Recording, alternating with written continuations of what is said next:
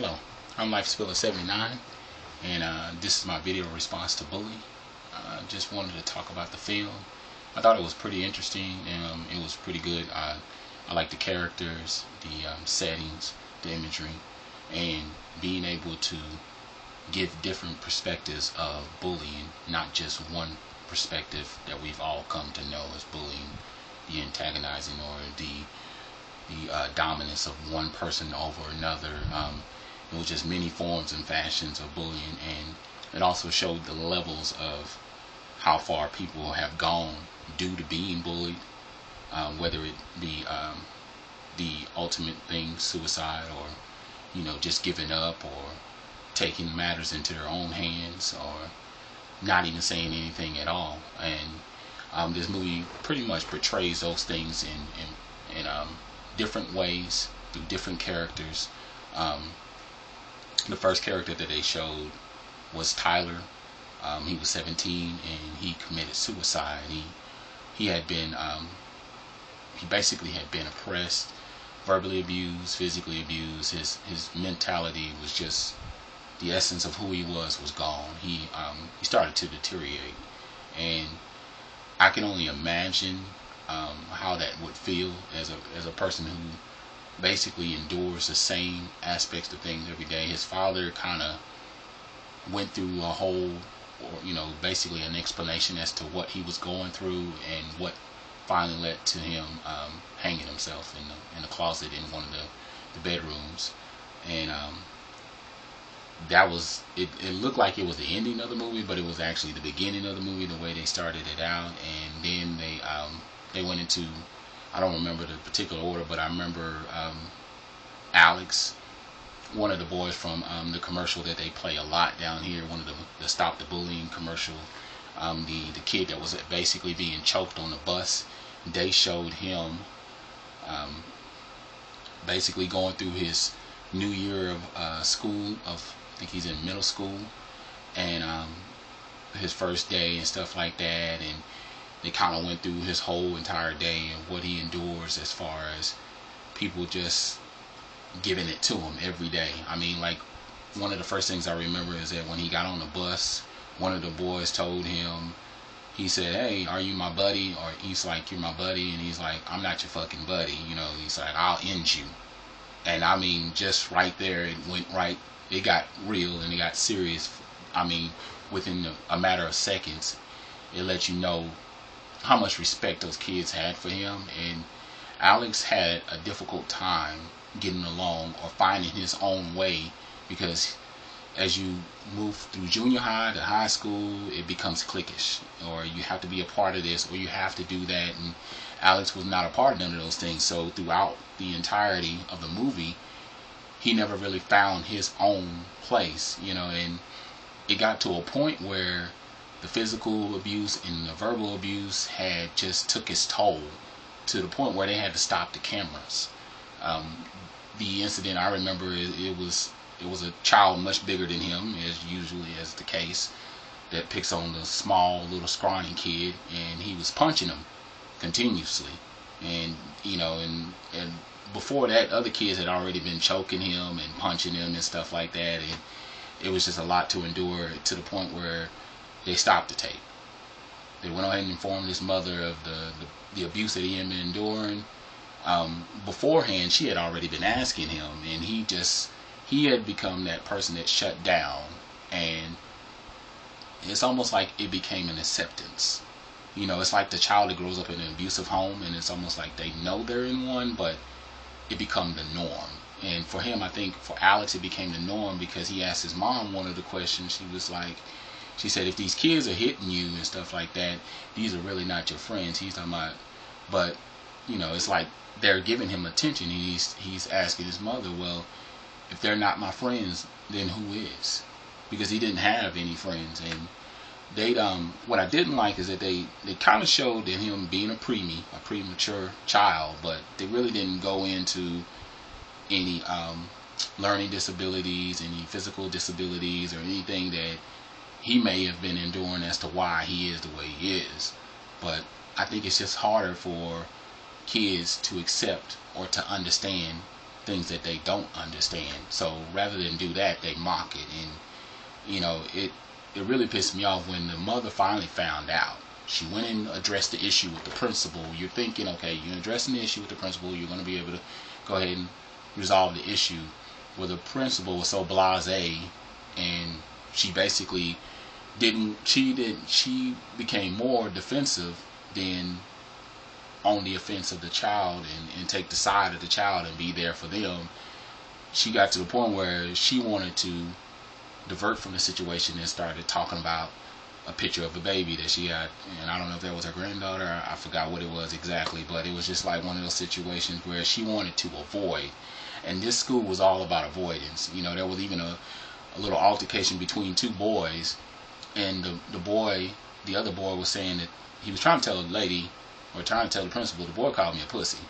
And you want me to shake this boy's hand, you want me to respect this dude that's giving me hell, you got things ass backwards, you need to go talk to him. And I was like, me and my wife were yelling at the screen, and it's all kind of stuff. But eventually they did pull all these kids over, they talked with the kids, they addressed the issue, and we finally started to gain some respect. Yet they left it where you still didn't know if he got friends or not, and I don't think he'll probably ever have friends. He may get the one, but. And then there was Demaya, the black child, who was a straight A student, who was athletic. She didn't have all these big athletic attributes about her, like physically, but you could tell the girl was highly intelligent and stuff like that. And she dealt with the bullying differently. She said she got tired of it. I mean, the kids were calling her all kinds of names, they were giving it to her. So she grabbed her mom's gun, and she took it with her, and she just had it in her bag, and they just happened to be recording on the bus that day. And she ended up basically going to jail because somebody ended up tackling her from behind. She pulled the gun out, and she just let them know she was tired of it. And you could just clearly see this is a child that had been going through things. And there was another what the hell kind of moment for me, or what the fuck, was when the I don't know if it was a sheriff, and it was a white guy, and unfortunately it was in the South, so it's like one of those things where you have to weigh the scale out. If it was a white kid, how this situation would have been handled, versus a black kid, how this situation would have been handled. It's so torn, because the way he went about it, he said, I don't care how much bullying you're going through, you shouldn't have to bring a gun. It's like, okay, well then you don't know the mentality of a child, whether they're black, white, green, purple, orange. You don't know what the fuck they're going through, and that child was going through a lot, to the point where she had to bring, it had to be pretty devastating. So that means you need to walk in her shoes just for a minute to realize it was pretty heavy for her, because she was highly intelligent enough to realize she had enough rationale, but the thing was, her rationale at that point had just snapped. She was tired. So she went to jail. She was only 14. They had all these counts. I think he said it was like 40-something counts on her. She was going to do all this time just because she brought a gun to school. But had it been a white kid, it's always in the back of my mind. I'm not one of those people that just throw out the race card, but it's when you're dealing with the South, and I am from the South, I'm from Texas, you're always going to think of things from both sides. You hope there's a worldview perspective where people aren't racist, but the bigotry, the racism is always there. And it's always going to be there. And so she had to go through that, and they eventually, the charges was dropped, but she still had to stay at the hospital for psychiatric evaluation for like the next 2 to 3 months. And so that's going to weigh in on this child. So from now on, she's going to be the girl who brought the gun to school, and she's always going to have to carry that time with her. So I just thought that situation wasn't handled correctly. And then there was, I think her name was pronounced Kelby, from Oklahoma. She was a gay girl, and everybody that used to surround themselves around her was cool, and they loved her and showed all kinds of attention. But as soon as they found out she was gay, she wasn't a criminal, she wasn't harsh, she wasn't crazy, she didn't do nothing wrong, but as soon as they found out she was gay, they stripped everything away from her. All these people, her circle of friends, just automatically moved away, and her real circle of friends stayed with her. She was on the basketball team. Her name didn't even get put up in the basketball court along with her team, even though she contributed to all their success just because she was gay. She decided she wanted to stay at the school, which I respected about her. I thought that was so courageous of her to endure the harshness. And I remember one distinct thing that she said, that the teacher was talking about. I think she was talking about one of the kids being a faggot, or what happens to faggots or something like that. And she kept going in, and she said, she deliberately was attacking me. She knew that it was it was personally affecting me, and it was just one of those things where it was just hard to watch. She went throughout the school year, but the next school year it became the same thing. Kids automatically separated themselves from her, and she was just done with it. And the father had so much respect for the town up until that point, and which brings me to Tyler, the other Tyler. There was a younger Tyler who endured the same things as the first Tyler, ironically, and he committed suicide. His father said something that just struck a chord with me that I just couldn't understand. He said, it's funny, he said, I'm a nobody, I'm just a nobody, but he said if this bullying occurred or happened to a politician, it would become law tomorrow, which I could understand. And I definitely understand this whole movie. I can relate because my son, last year he went through a whole ordeal of bullying himself. The good thing was we're in a good part of the town, I guess you can say, where they have zero tolerance for bullying. They immediately it had been like maybe a few weeks where a kid was giving him a hard time, and normally he's able to stand up for himself, fight back, and I don't know, I think he just thought the worst. And if things get into a child's mind mentally, they automatically go to that place where there is no way out, and he was thinking of not going to school.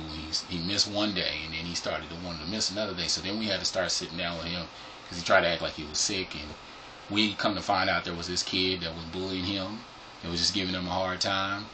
Well, they were pulled into the office. They addressed the issue, and it was the end of it. The good thing is, it worked out. Because as I was watching this movie, it did make me sad that these kids died because they didn't have no voice. And that's what Tyler dad wrote on the back of his shirt, when they did the memorials and stuff like that, is that Tyler, you have a voice now. Unfortunately, he has to have a voice after he's gone. So I think the big message is that we have to be parents. We have to be the parents that stay in our child's business and just get them to speak about things, even if it just seems like it's something they don't want to talk about. Get them to talk about it. I wish they would have went in a little bit more about Alex, what he was enduring. As far as I know they showed him as a preemie, but they didn't show any physical or mental or any other things. But overall, it was a good film. I see that it's going to still continue, to be an epidemic. I was reading about it saying like 10 million kids a year get bullied. It's just, the numbers is astronomical. But other than that, I'm like SPILLIN 79. It was a good movie, and that's it.